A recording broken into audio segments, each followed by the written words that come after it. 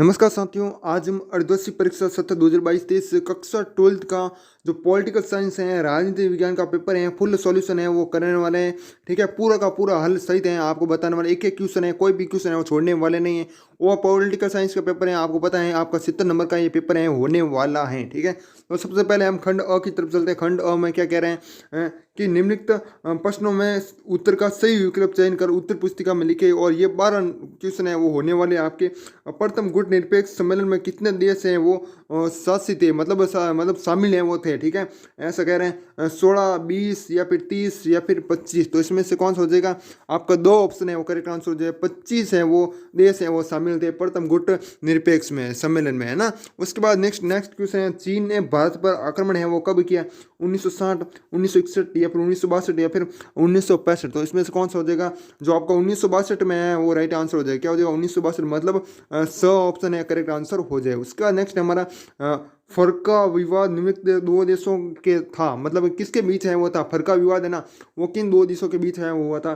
ठीक है, भारत और चीन, भारत पाकिस्तान, नेपाल भूटान या फिर भारत और बांग्लादेश। तो इसमें से कौन सा हो जाएगा? जो आपका भारत और बांग्लादेश है वो करेक्ट आंसर हो जाए। क्या हो जाएगा? दो ऑप्शन है वो करेक्ट आंसर हो जाए। ठीक है, भारत और बांग्लादेश है उनके बीच है ये फरका विवाद है वो हुआ था। ठीक है, अंतर्राष्ट्रीय न्यायालय है स्थित है, अंतर्राष्ट्रीय न्यायालय है वो कहाँ पर स्थित है? हेग, बर्लिन या फिर लंदन और वाशिंगटन। तो आपका कौन सा हो जाएगा? हैग है वो करेक्ट आंसर हो जाए। क्यों हैग है? जो कि कहाँ पर है? नीदरलैंड की राजधानी है। जो नीदरलैंड देश है ना उसकी है वो राजधानी है। जी हाँ स्टूडेंट, ये भी आपको याद रख लेना है ना, नीदरलैंड की राजधानी है ना। और इसमें अंतर्राष्ट्रीय न्यायालय जो कि वहाँ पर स्थित है हैग में, है ना। तो ऑप्शन आपका करेक्ट होगा। रियो सम्मेलन है वो कब हुआ था? 1992, 1997, 1972 या फिर 1974। तो इनमें से कौन सा हो जाएगा? आपका पांचवे का ऑप्शन है ना, 1992 है वो करेक्ट आंसर हो जाएगा। क्या हो जाएगा? 1992 आंसर सही हो जाएगा ना, ऑप्शन। उसके बाद जय जवान जय किसान का नारा है वो किसने दिया था? आप सभी को पता, पंडित लाल जवाहरलाल नेहरू या फिर सुभाष चंद्र बोस, लाल बहादुर शास्त्री या फिर सरदार वल्लभ भाई पटेल। तो आपका क्या हो जाएगा? 100 ऑप्शन है वो करेक्ट आंसर हो जाएगा। लाल बहादुर शास्त्री है वो करेक्ट आंसर हो जाए। ठीक है, उसके बाद नेक्स्ट है बांग्लादेश कब अस्तित्व में आया? ठीक है, तो बांग्लादेश है वो कब अस्तित्व में आया? 1970, 1971 या फिर 1972 या फिर 1973। तो इनमें से कौन सा हो जाएगा? आपका 1971 है वो करेक्ट आंसर हो जाएगा। क्या हो जाएगा? 1971, मतलब वो ऑप्शन है वो आपका हो जाएगा। और डेट पूछिए तो डेट आपको याद रखनी 26 मार्च। कब? 26 मार्च 1971। ठीक है, ये भी आपको याद रखना। उसके बाद नेक्स्ट क्वेश्चन है, स्वतंत्र पार्टी के संस्थापक थे। स्वतंत्र पार्टी के संस्थापक हैं वो कौन थे? ठीक है, ऑप्शन है सी राजगोपालचारी, दीनदयाल उपाध्याय, NT रामाराव या फिर चौधरी चरण सिंह। तो इसमें से कौन सा हो जाएगा? आठवां का। ठीक है, इसका आंसर एक बार आप कमेंट में बता सकते हो यदि आपको सही पता है। इसमें आपका ऑप्शन है वो करेक्ट हो जाएगा। क्या हो जाएगा? सी राजगोपालचारी। क्या हो जाएगा? सी राजगोपाल, ये कन्फर्म है, यही है आंसर, राइट है। ठीक है, उसके बाद 9 नंबर है, समग्र क्रांति का विचार किसके द्वारा दिया गया? ठीक है, समग्र क्रांति का विचार है वो किसके द्वारा वो दिया गया? तो ऑप्शन है आपका क्या है? जॉर्ज फर्नांडिस, बाबू जगजीवन राम, फणीश्वर नाथुरागु या फिर जयप्रकाश नारायण। तो इसमें से कौन सा हो जाएगा? जयप्रकाश नारायण है वो 100% सही हो जाएगा। उसके बाद नेक्स्ट क्वेश्चन है हमारा, अलगाववादी आंदोलन किन राज्यों में चला गया? तो अलगाववादी है आंदोलन किस राज्यों में चला गया? मिजोरम, नागालैंड, मणिपुर, त्रिपुरा, असम, मिजोरम या फिर मिजोरम, मणिपुर। तो इनमें से ये मुझे हैं इसका आंसर है वो कन्फर्म है वो बिल्कुल पता नहीं है। यदि आपको पता है तो आप हमें कमेंट है वो कर सकते हो। ठीक है, इसका कन्फर्म है मुझे नहीं पता, ऐसे गलत बताने से क्या मतलब, है ना। आज़ादी के समय जम्मू कश्मीर के शासक कौन थे? जो आज़ादी है ना उसके समय ना, तो आप सभी को पता है हरिचंद, हरि सिंह या फिर हरिराम या फिर हरिलाल। तो कौन सा? हरि सिंह है जो कि आपका जम्मू कश्मीर के शासक हैं वो थे। ठीक है, तो आपका दो ऑप्शन है वो करेक्ट आंसर हो जाएगा, है ना। उसके बाद नेक्स्ट क्वेश्चन हमारा जो कि 12th है, 1990 के बाद भारतीय राजनीति में हुए बदलावों के संबंध में कौन सा जो कि कथन है वो असत्य है? ठीक है, तो इसका आंसर आप हमें कमेंट में बता सकते हो। कांग्रेस कार्यप्रणाली की समाप्ति, क्षेत्रीय दलों की बढ़ती भूमिका, राष्ट्रीय जन राजनीति में महिला मुद्दों की प्रमुखता, आर्थिक सुधारों का प्रारंभ। ठीक है, तो इसका आंसर आप एक बार कमेंट में बता सकते हो। उसके बाद रिक्त स्थानों की पूर्ति करनी। ठीक है, तो ये 12 नंबर ऊपर हो चुके हैं और ये 8 नंबर अब रिक्त स्थान। ठीक है, 12 और 8 20 नंबर हैं आपके हो चुके हैं, है ना। तो इसमें क्या कह रहे हैं? नाटो के जवाब में सोवियत संघ ने सैन्य संधि की। तो कौन सी है संधि है वो की थी? उस संधि का है नाम है वो आपको बताना है। ठीक है, तो कौन सी संधि की आप सभी को बताएं, कमेंट बता सकते हो। आपको पता है तो 1955 में की थी एक संधि का नाम है क्या? वारसा की संधि। कौन सी? वारसा सैन्य संधि है वो की थी, कब की? 1955 में। ठीक है, तो आप ये पूरा लिख सकते हो 1955 में वारसा सैन्य संधि है वो की। ठीक है, यदि आप वारसा लिखोगे तो भी अच्छा है। ठीक है, क्योंकि हमें संधि पूछा है ना कि डेट। दक्षेस की स्थापना में की गई। दक्षेस है उसकी स्थापना है कब की गई? तो वो आपको याद रखना 1985 में की गई। कब की गई? 1985, ढाका। कहाँ? ढाका बांग्लादेश। ठीक है, वहाँ पर है वो की गई थी देश। ठीक है, तो ये हो जाएगा आपका करेक्ट आंसर, ढाका बांग्लादेश में की। और कब की? 1985 में की थी। और जो डेट है वो पूछे तो आपको याद रहना 8 दिसंबर 1985। ठीक है, उसके बाद नेक्स्ट है हमारा ओजोन परत में छेद होने का प्रमुख कारण गैसों की मात्रा में बढ़ोतरी का होना। ठीक है, एक और भी कारण है लेकिन हमें गैस पूछा है। ठीक है, कौन क्या पूछा है? हमें सिर्फ गैस पूछा। तो गैस हमें कौन कौन क्या बताएंगे हम? क्लोरोफ्लोरोकार्बन। कौन सी है? Chlorofluoro carbon. ठीक है, तो ये आपका है वो राइट आंसर हो जाएगा। इस कारण है, इस मात्रा क्लोरोफ्लोरोकार्बन बढ़ने की मात्रा में ना बढ़ने से क्या होता है? ओजोन परत में छेद है वो क्लोरोफ्लोरोकार्बन हो जाएगा। उसके बाद भारत के प्रथम गवर्नर जनरल कौन है थे? भारत के प्रथम है वो जनरल कौन थे? तो आपको सभी को बताएं, वॉरेन हेस्टिंग्स। ठीक है, वॉरेन हेस्टिंग्स। ठीक है, तो ये आपका क्या हो जाएगा? करेक्ट आंसर हो जाएगा। उसके बाद नेक्स्ट है हमारा 1973 में को भारत का मुख्य न्यायाधीश नियुक्त किया गया। तो 1973 में किसको भारत का मुख्य न्यायाधीश है वो नियुक्त है वो किया गया? दोनों हैं पर्सन हैं वो अलग अलग हैं। ठीक है, तो इसमें क्या हो जाएगा? न्यायमूर्ति A.N. रे। क्या होगा? न्याय, ठीक है, न्यायमूर्ति N.A. रे ने। ठीक है, तो ये हो जाएगा।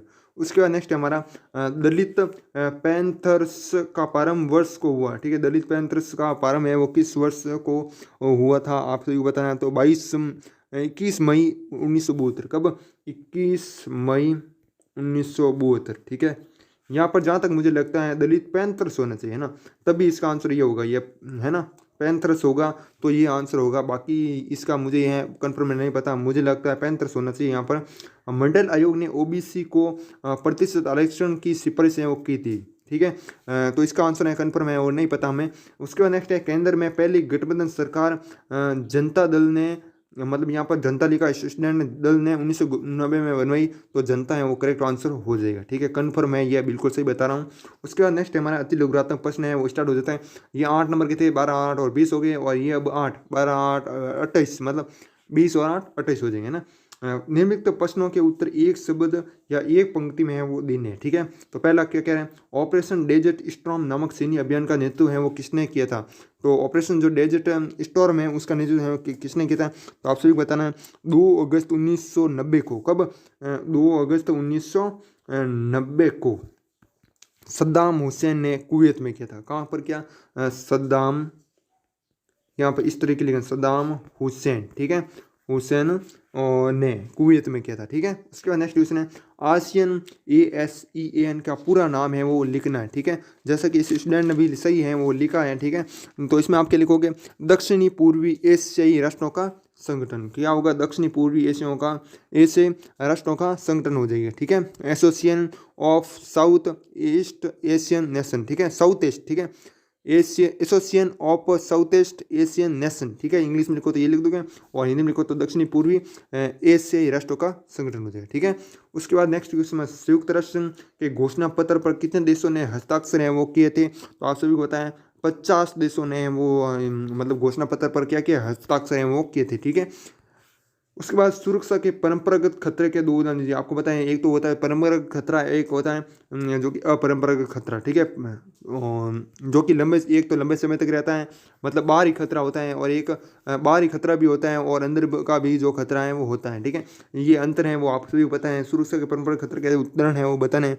ठीक है, तो एक तो क्या हो जाएगा? आत्मसमर्पण करना था, तो दूसरे पक्ष की बात को बिना युद्ध किए स्वीकार करना, एक पॉइंट ये लिख दोगे। उसके बाद सेकेंड पॉइंट है आपके लिए कि युद्ध से होने वाले विनाश को इस सीमा तक बढ़ाने का संकेत देना कि दूसरा पक्ष भयभीत होकर हमला है वो न करे। ठीक है, तो ये लिख सकते हो। और आपने जो भी लिखा वो बहुत ही अच्छा है। भारतीय प्रथम चुनाव आयुक्त हैं वो कौन थे? भारत के प्रथम चुनाव आयुक्त हैं वो कौन थे? तो आपको सभी बताएं, श्री कुमार सेन। कौन थे?